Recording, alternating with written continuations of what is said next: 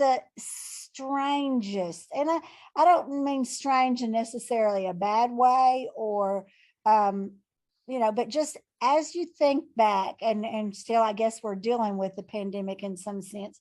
What is that change that is the strangest, most surprising, most pivotal change for you and your district that you have seen as we're kind of coming out of the pandemic? What is it that you think, whoa, I didn't see it coming, or this is something that since it's happened, I can really see how we want to grab hold of this and move forward. Anybody want to take a stab at going first on that? Go ahead, I'll Andy. jump in there. Yeah. I think that, if you'd have told me,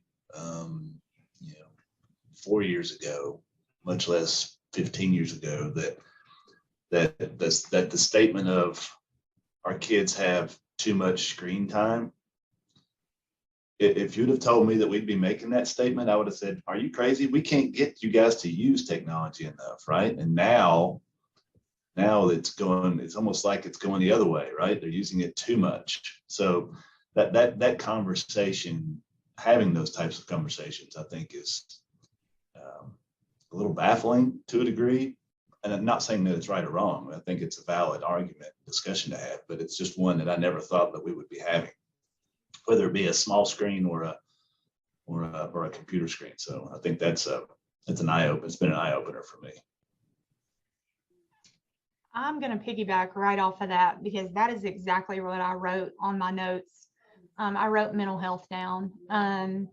We constantly are working with and encouraging people to integrate technology, but it went from integrating it as in utilizing it to integrating it in a way that is focused on a healthy balance.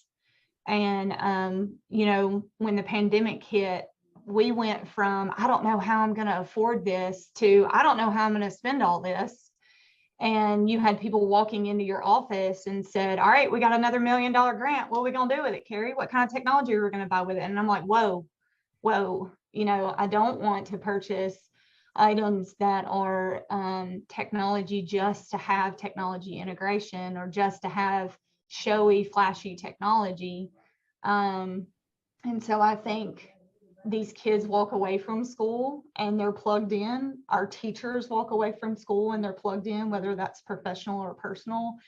And now we're looking at this time frame of in the classroom and wondering, where's the balance and what does the balance look like? And what does technology integration look like now in 2022 versus in 2019 when we were just like, hey, have you powered your student computers on today? You haven't? Well, you got 50 updates that need to install. So I need you to power cycle those.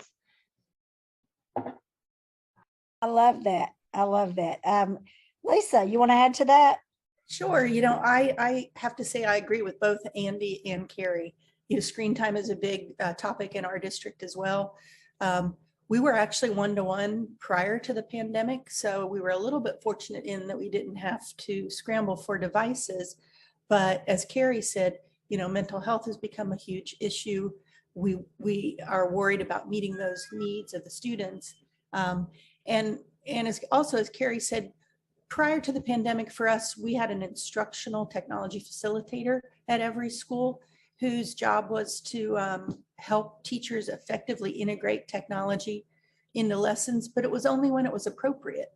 And, one of the things that I always found sort of funny, strange, if you will, is leading a technology department. The fact that I do say technology isn't always meant for every lesson. It's got its place. And unfortunately, because of the pandemic, it's in every single lesson.